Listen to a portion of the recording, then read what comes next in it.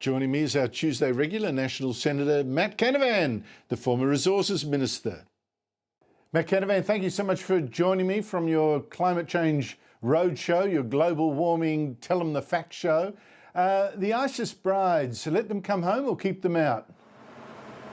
They should definitely stay out, Andrew, if we don't know who these people are.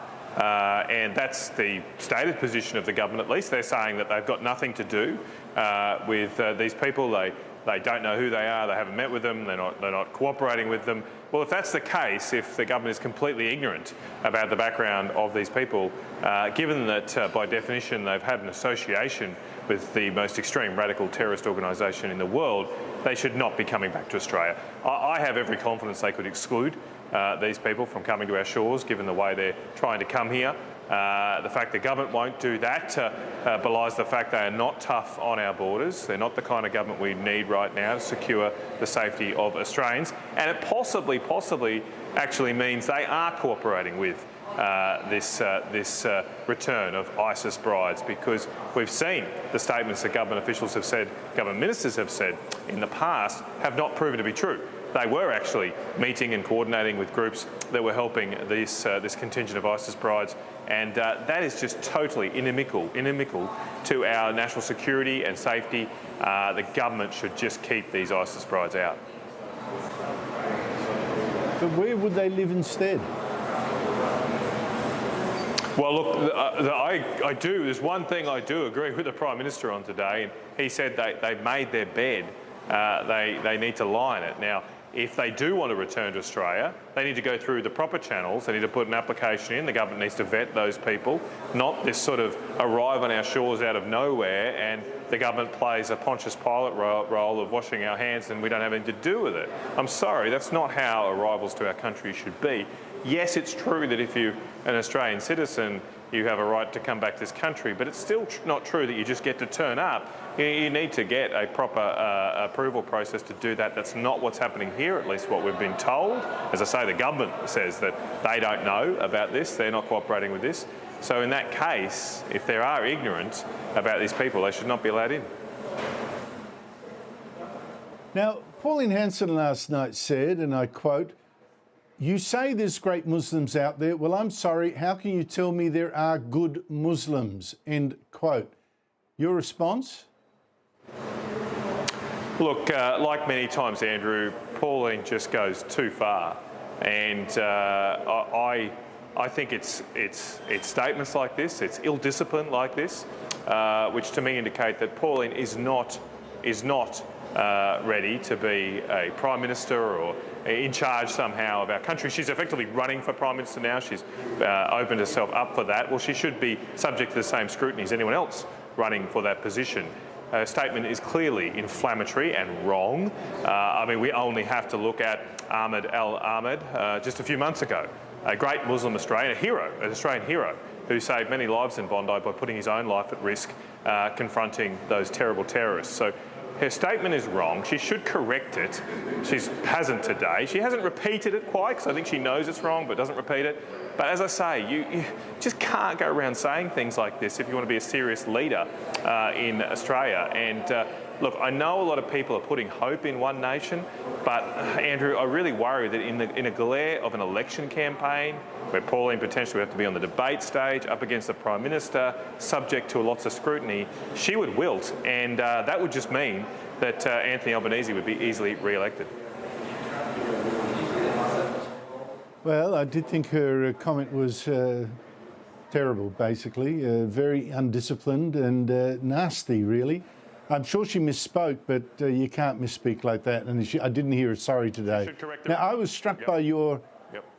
Well, I think so too. I think so too. Now, as I said, you know, I'm interrupting you in a busy a tour that you're doing of, you know, to give the people the facts on global warming. I was struck particularly by your column this week, saying net zero policies are going to take over some of our food-producing farms. Tell us about that.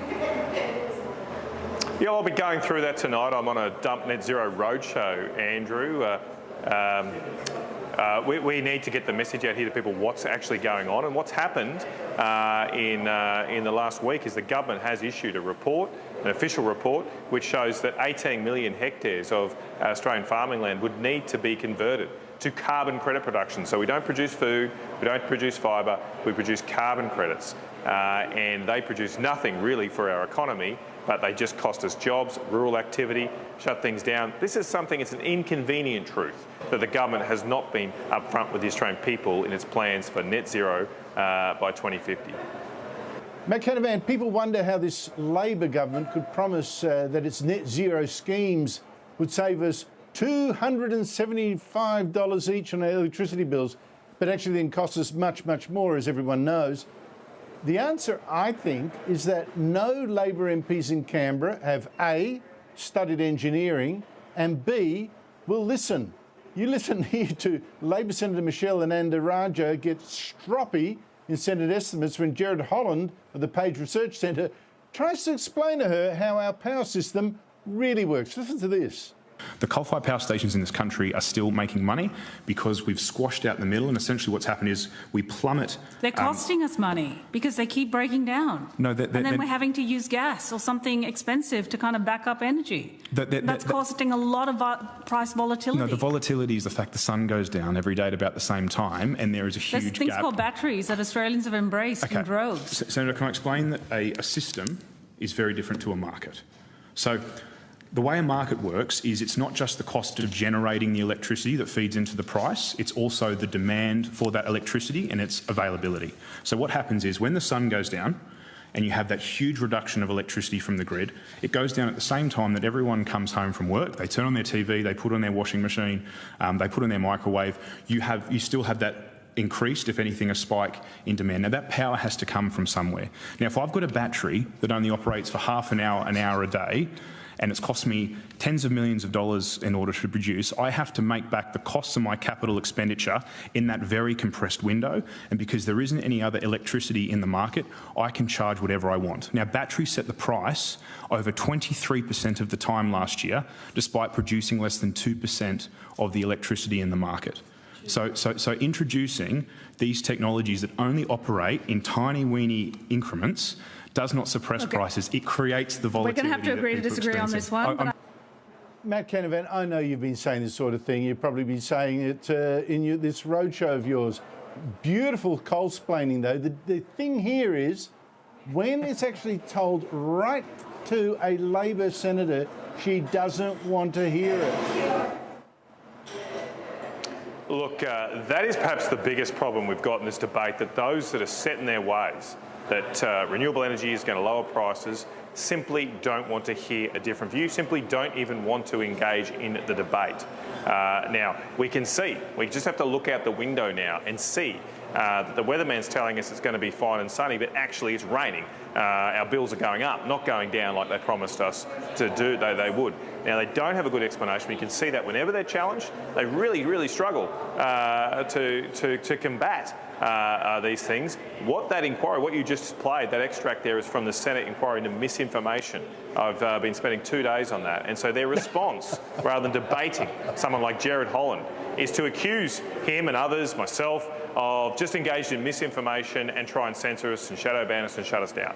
That, to me, shows how weak they are in this debate. It's why we must not be intimidated. It's why I'm out here in Serena tonight getting together people saying, hey, do you want to get our country's competitiveness back? Do you want to bring our power prices back to where they should be, some of the lowest in the world? Well, we need to change. But to get there, we need to actually change what we're doing, because what we're doing right now is clearly not working. So doing more of the same is kind of insane. Matt Canavan, all strength to your right arm in this struggle. Good on you. Thanks for coming on the show again.